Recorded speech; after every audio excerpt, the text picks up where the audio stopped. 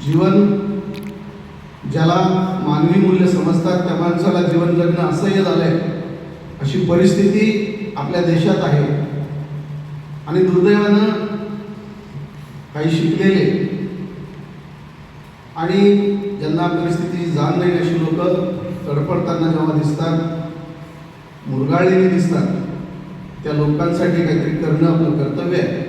या जाणीवेतून आजच्या या कार्यक्रमाचं आयोजन आणि या आयोजनाच्या माध्यमातून जे मान्यवर या ठिकाणी आपल्यापर्यंत काही संदेश देऊ इच्छितात, तो संदेश ग्रहण करण्यासाठी आपण सुसज्ज आहात। मी कार्यक्रमाकडे वळताना आजच्या कार्यक्रमाचे सन्माननीय अध्यक्ष राजेश गवई सर, बामसेपचे मीडिया सचिव महाराष्ट्र राज्य यांना अशी विनंती करतो त्यांनी सर्वप्रथम मंचावर येऊन आपलं स्थान ग्रहण करावं।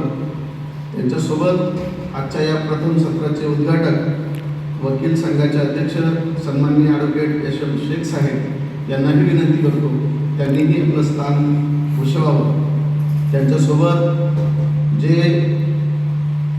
मराठा सेवा संघाच्या माध्यमातून आपली वाणी नेहमी ज्यांची तळपत असते ते प्राध्यापक पी.जी. सवडतकर सर, मुख्य अतिथी म्हणून त्यांनी आपलं स्थान ग्रहण करावं अशी त्यांना विनंती करतो।